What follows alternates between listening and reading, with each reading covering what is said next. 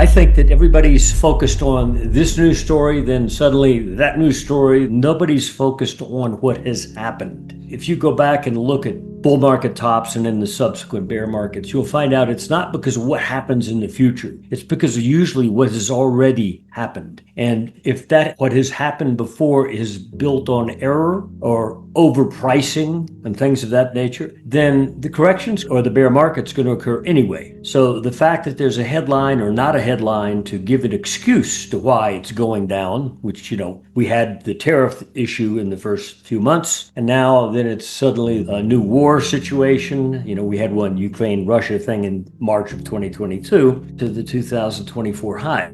2009 to 2024, the NASDAQ 100 went up like 19-fold over 15 years. You go back in history, at any bull market in U.S. history, none has matched, one, the duration or the dimension of that move. S&P went up about 9-fold. Same story there.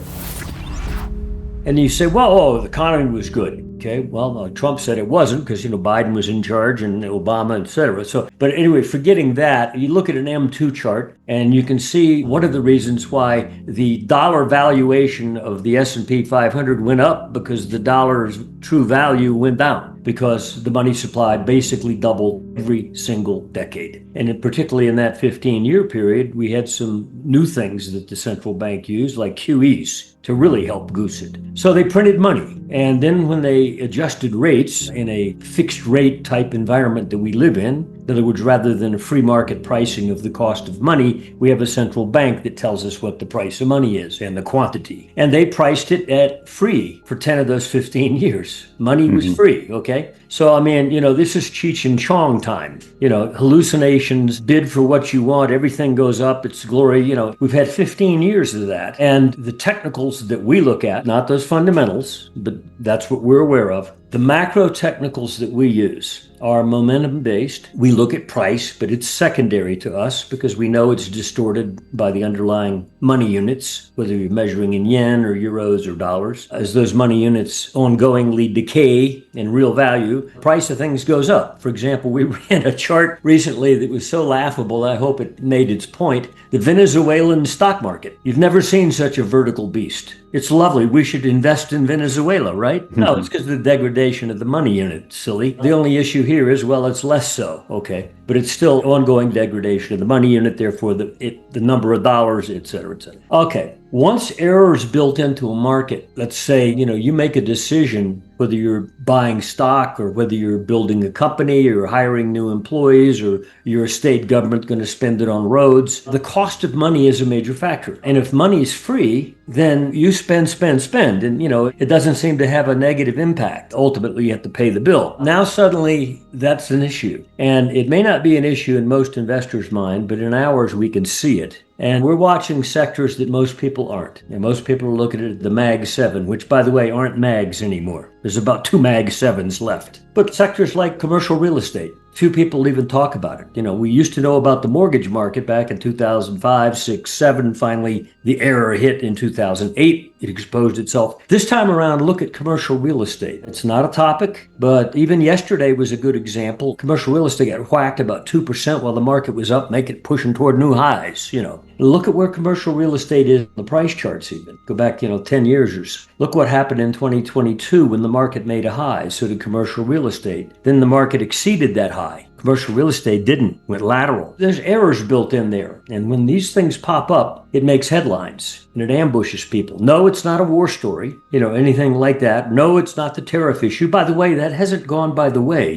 We're not talking about it anymore, but there's no deal with China. Okay, so yet we forget about it. So anyway, what do I think is going to happen? I think we're going to have a major bear trend. And I think it's not so much that the stock market goes down, but economic reality exposes itself. Errors, failures, and so forth. Here, there, everywhere, especially in places you aren't particularly looking right now. That's the environment I think we're in. And despite the teasing rally in the S&P and the NASDAQ, which by the way is not being reflected by the Dow Industrials, the Russell 2000, consumer discretionary sector, healthcare sector, all these sectors are nowhere near their highs. I recall back in 2000, we called a top in January. This is the dot-com high. First trading day in January, we said, get out, be gone. This bull market's over. Okay, well, what happened? It dropped into February, March. Next thing you know, in late March, it made a new high. Wow, it's so nice. Dropped again, went back up again, made a new high monthly close in August. So 6 months after we said, get out, it's still blah, blah, blah, sideways. It took till 2021 and a Fed rate cut to really get it going on the downside. So often stock market tops are doing what they're doing now, teasing you with a comfort zone. I don't think it'll be comfortable when it's over.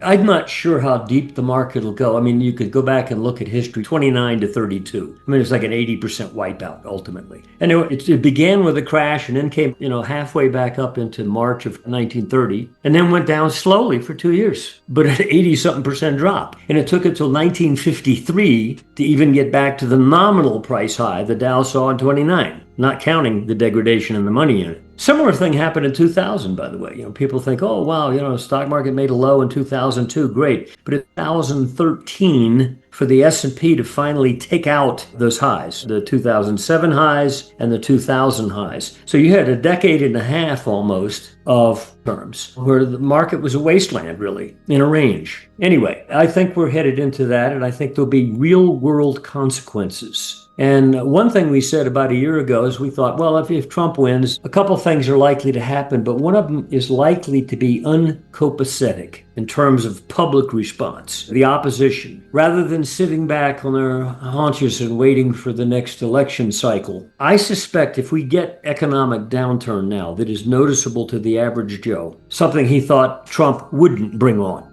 Trump is going to save the economy. Well, if all of a sudden that doesn't happen, then emotions come into play, sense of uncertainty. And when that happens, and we know people are hurting on their credit card limits and so forth and so on, we know these data points. We know commercial real estate is in a stranglehold right now. In fact, we had the biggest shopping center in the country. I think it was an $800 million default on debt 2-3 months ago. Wasn't a headline, but it happened. That you can get uncopacetic things in the street as well. In fact, there have been polls done by University of Virginia Department of Politics about 2 years ago it was. They polled both likely Biden voters and likely Trump voters. If the other side wins, is violence justified? And it was an incredibly high percent, like 20-something% on both sides said yes. Mm-hmm. If the other side wins, is that the end of democracy? It was like a 40% odds on both sides. Yeah. In other words, this wasn't a normal election. We're at a point now, if you throw into the mix economic pain and suddenly a sense of disbelief, like, well, we thought, Trump got labor vote.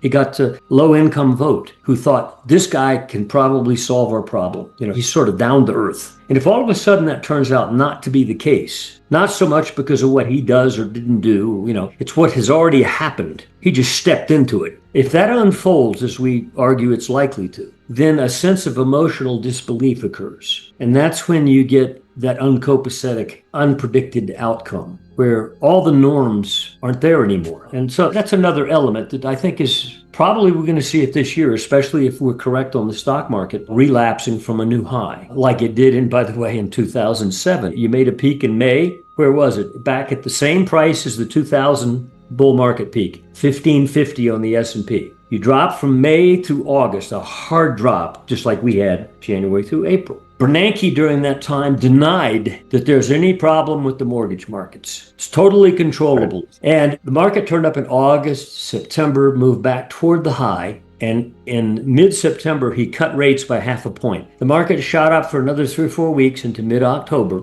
taking out both the May high of 2007, just above 1550, and the 2000 high, just above 1550. It got up to 1575, like 1.5% into a new high. Fed rate cuts. Everything's going to be great. That was the end of the world. We went to hell for the next 2 years. And reality hit.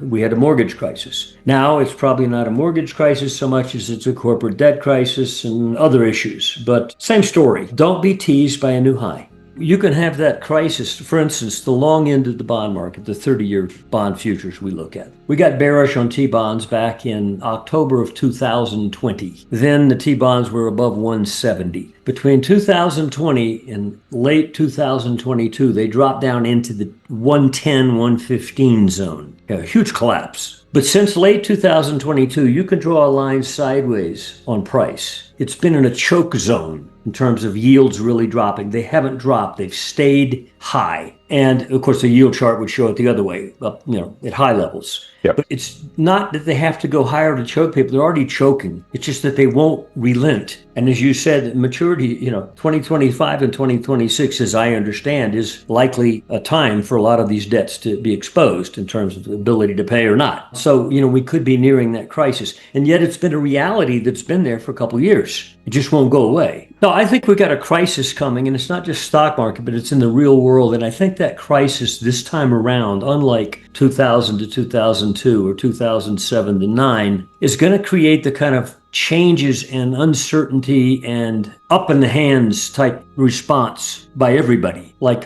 what the hell's going on type thing, to where we're going to lose, which is fine with me, some institutions that have been around for 100 years. I'm betting you won't have a Federal Reserve, not because Trump doesn't particularly care about it one way or the other, and a lot of Republicans don't, but because it's dysfunctional. And there's a lot of people realizing it's really been a boom-bust cycle generator. Not just the Austrian School of Economics, but others are saying, this really thing hasn't worked well. I also think you see that pinching effect that you're talking about, or the choking effect of debt, particularly personal debt. Income taxes are in question, not so much because some Republicans just soon get rid of it anyway, but because it's dysfunctionality in terms of a source of government revenue, which it's become more and more every year in terms of the revenue that it generates as what was expected is less and less. And there's a point at which people simply say, I have to request a delay, or, I need a plan. I'm driving around town and I'm listening to Sirius radio, whether I turn on CNN or Fox Business News or whichever. There's constantly ads about, we can help you with the IRS. Well, I didn't know there was a problem. Yes, I do. But I mean, that could be the kind of crisis where all of a sudden income taxes are abolished. Not so much because they intellectually like the idea to do it, it's just that it's dysfunctional. And they revert to a national sales tax. Let the shopkeeper collect taxes for the government. All these kind of changes could occur. I think the world, it's not just the US, I think a lot of countries are going through major change, or about to, especially if we enter the kind of crisis we're talking about with the stock market down. The data points will go with it.